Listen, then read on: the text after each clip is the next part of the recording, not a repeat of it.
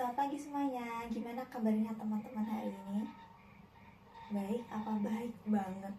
Oke, baik ya, alhamdulillah. Teman-teman sehat semuanya, bisa hadir di pembelajaran pagi hari ini. Oke, sebelum kita masuk di pembelajarannya, Ibu minta tolong untuk memimpin doa supaya pembelajaran pagi hari ini bisa lancar dengan baik dan diberikan berkah. Oke, siapa yang mau memimpin? Oke, silakan.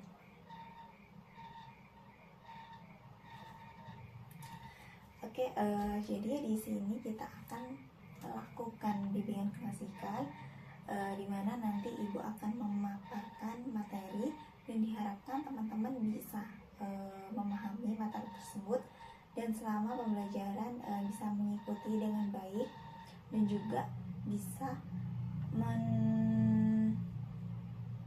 juga bisa melaksanakan di kehidupan sehari-hari gitu. Sebenarnya kita akan melakukan ice breaking terlebih dahulu supaya lebih fresh dan lebih konsentrasi untuk mengikuti pelajarannya. Oke. Ice breakingnya mudah banget. Jadi kita bermain tepuk-tepuk. Kalau misalkan Ibu bilang tepuk 1, dia tepuk ke atas, tepuk 2, tepuk ke tengah, dia juga tepuk 3, tepuk ke bawah. Oke, gitu ya. Kita coba dulu. Tepuk 1, tepuk 2, tepuk 1, tepuk 2. Banyak yang masih belum konsentrasi, dan tadi juga percobaan kita sekali lagi biar tambah konsentrasi. Oke, kita mulai. Tepuk 1, tepuk 1, tepuk 3, tepuk 2, tepuk 2. Oke, sudah, kita bekerja semuanya. Jadi sebelum kita melakukan pembelajarannya, teman-teman udah pada siap semuanya? Kalau misalkan udah, harusnya udah siap ya, udah siap kan?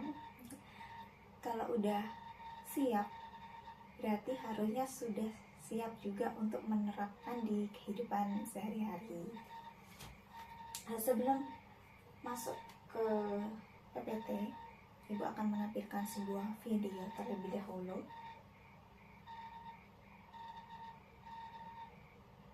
Oke, ini videonya, bisa kita tonton bareng-bareng.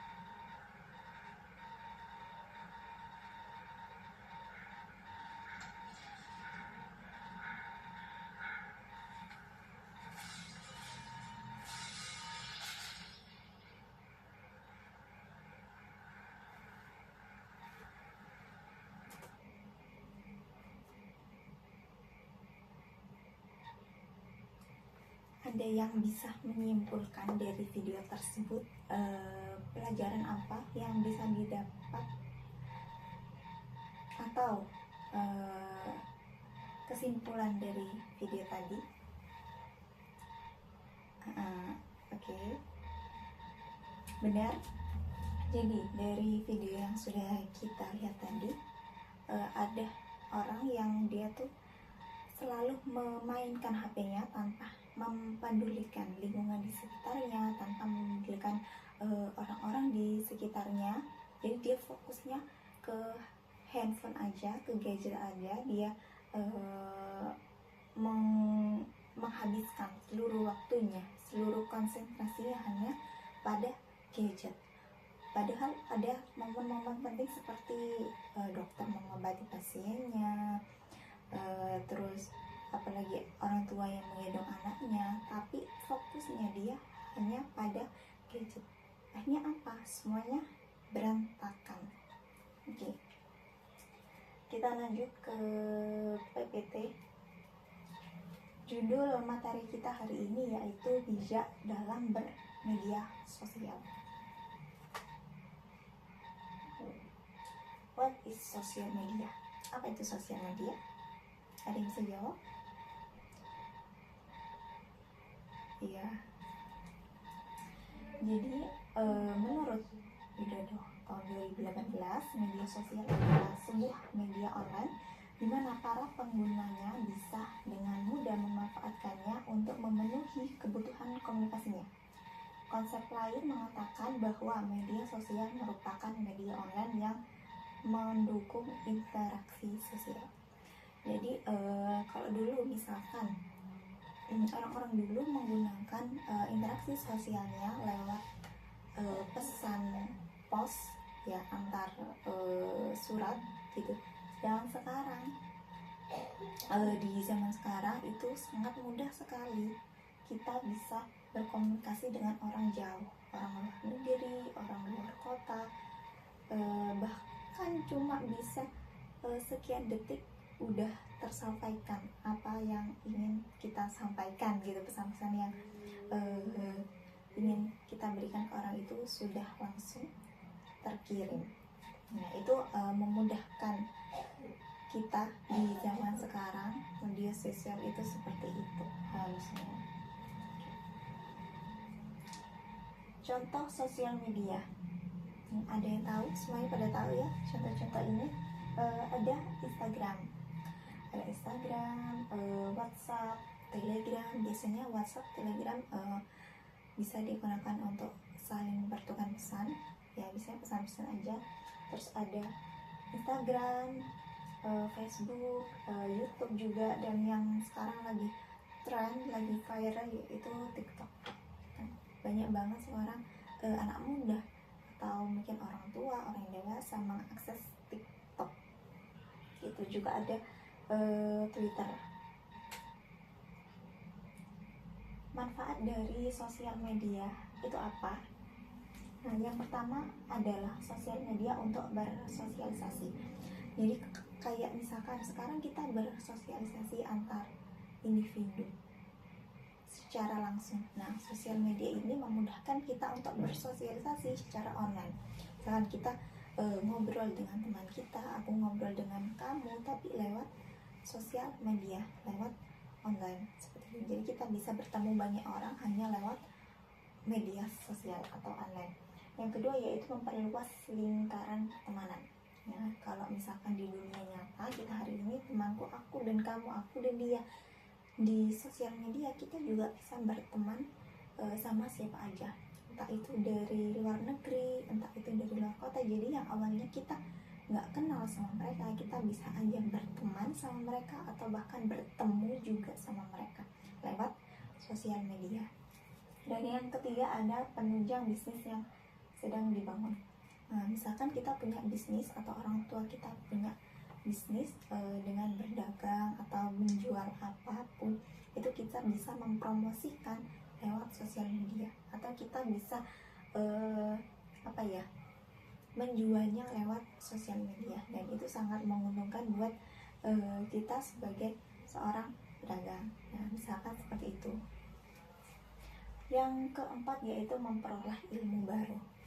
Nah, banyak banget video atau mungkin lewat bacaan video di TikTok atau video YouTube, itu kita bisa mendapatkan insight baru dengan mempelajari video-video tersebut. Misalkan di TikTok banyak nih video-video tentang konten memasak. Nah, awalnya orang yang nggak bisa memasak ini bisa juga memasak. Atau misalkan di YouTube banyak tutorial belajar SNBP atau belajar SNBT, belajar bahasa Inggris.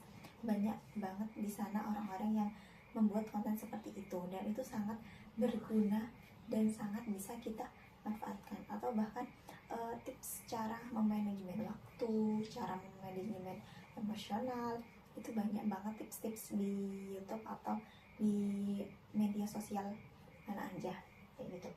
Dan yang terakhir, yang kelima, ada sarana hiburan. Nah, di antara kehidupan kita ya, misalkan cuma kerja aja, belajar terus, dari suntuk-suntuknya itu kita bisa di sosial media memanfaatkannya untuk hiburan kita, misalkan dengan menonton video-video lucu atau membaca bacaan-bacaan yang menurut kita menghibur. Nah, itu juga manfaat dari sosial media. Kemudian dampak penggunaan sosial. Selain ada manfaatnya, media sosial juga berdampak pada kehidupan kita. Apabila kita tidak bisa mengolahnya dengan baik, apabila kita tidak bisa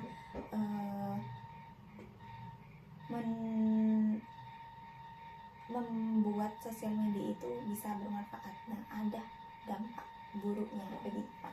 Yang pertama yaitu distraksi dan penurunan produktivitas.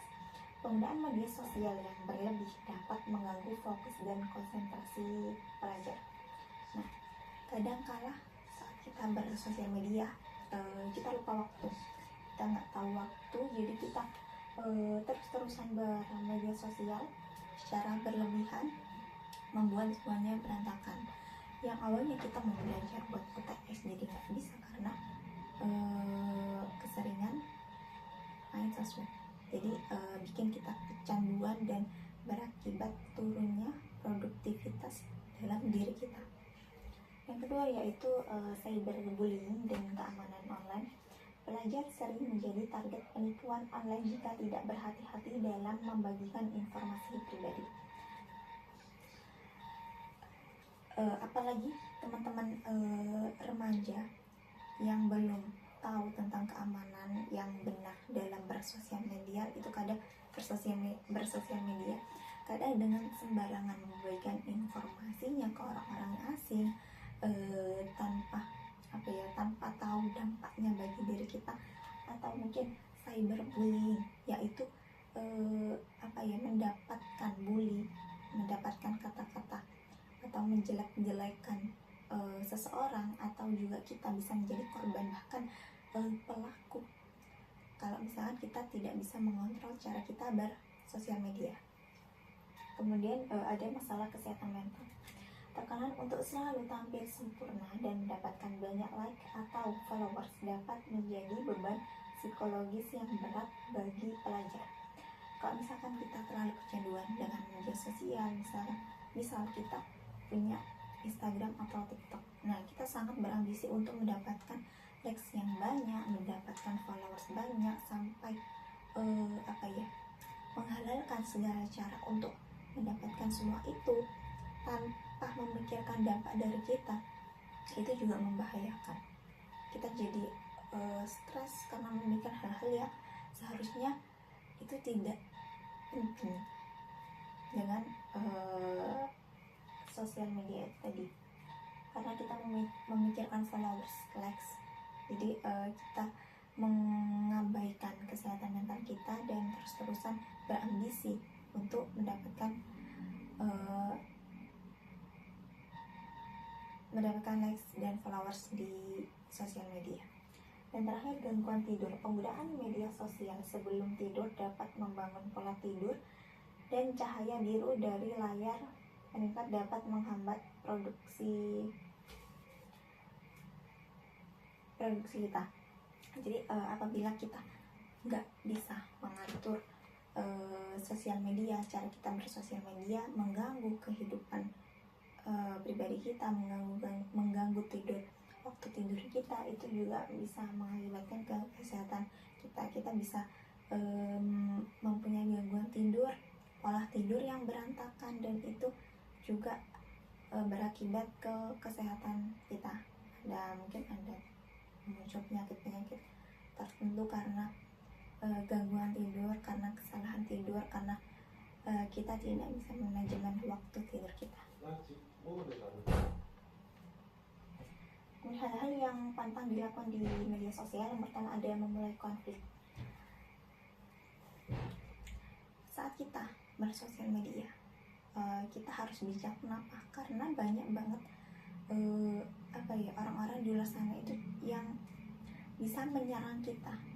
Itu dari misal ada orang yang memulai konflik dengan menjelek-jelekan kita, atau kita bahkan yang menjelek-jelekan orang lain, itu dapat berakibat sangat-sangat fatal, dapat berakibat ke jalur hukum kalau misalkan kita tidak dapat mengontrolnya dengan baik. Makanya kenapa kita harus benar-benar paham bagaimana cara bermedia sosial yang baik, karena akibatnya juga akan fatal, akibatnya bisa sampai ke jalur hukum. Kemudian yang kedua ada curhat masalah pribadi. Kenapa kita harus masalah pribadi kita? Karena nggak apa kalau misalkan kita curhat masalah pribadi kita di sosial media, cuma nggak semua orang harus tahu apa yang kita lalui, apa yang permasalahan yang ada pada diri kita gitu. Kalau emang kita mau membagikannya, bagikanlah kepada orang-orang terdekat kita saja. Dan yang ketiga, bersikap terlalu ekstrim. Contohnya video hal-hal semua yang harusnya tidak kita pertontonkan ke ranah publik. Misalkan ada kecelakaan atau ada hal-hal yang tidak seharusnya dikonsumsi publik, tapi kita membuat itu, kita memvideo itu dan men-share-nya ke sosial media, itu juga dapat berakibat fatal gitu.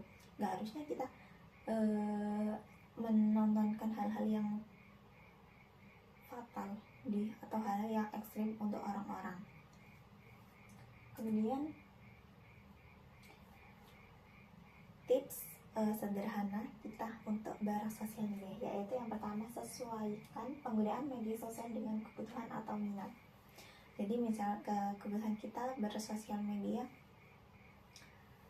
itu dilihat dari kehidupan kita.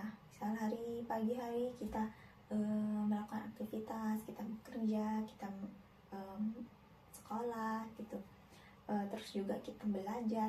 Nah, sosial media ini tuh dilakukan atau kita gunakan saat sudah melakukan semua kegiatan gitu. Jadi tidak ada waktu yang kita habiskan di sosial media mengambil waktu yang harusnya kita manfaatkan gitu. Jadi dan seharusnya juga harus sesuai dengan minat kita. Kalau misalkan emang minat kita di memasak atau belajar, ya kita ambil dari sosial media itu yang sesuai dengan apa yang kita sukain, agar tidak menjadi kecanduan.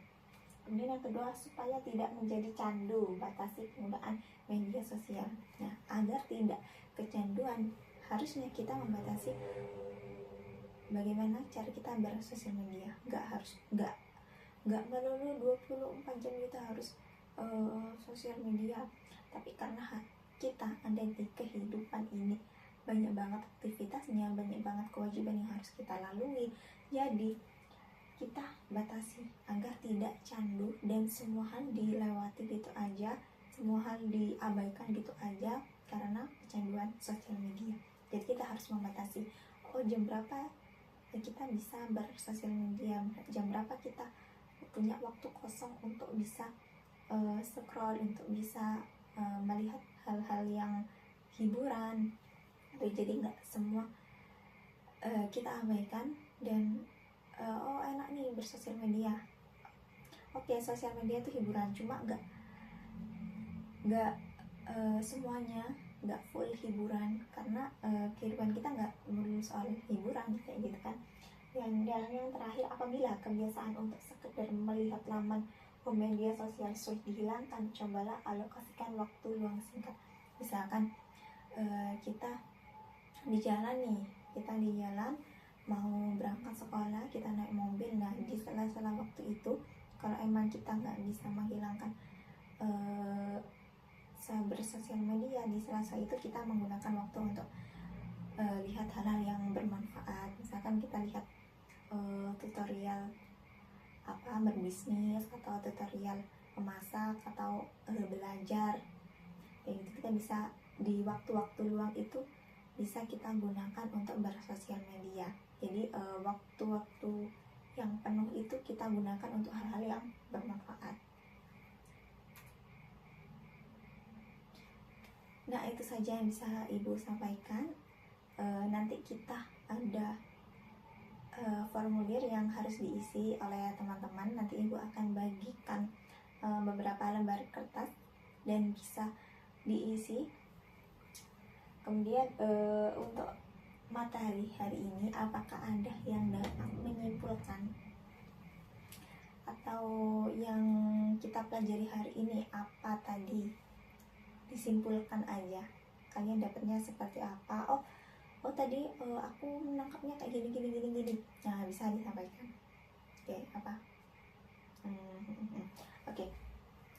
Benar, sosial media itu adalah hal yang berdampak baik apabila kita menggunakannya dengan baik, dan berdampak buruk apabila kita menggunakannya dengan sembarangan, dengan buruk gitu. Jadi harus benar-benar kita paham sosial media itu seperti apa, menggunakannya seperti apa, agar kita juga mendapatkan dampak yang baik, kita juga bisa mendapatkan manfaat dari sosial media. Oke, itu saja yang dapat Ibu sampaikan.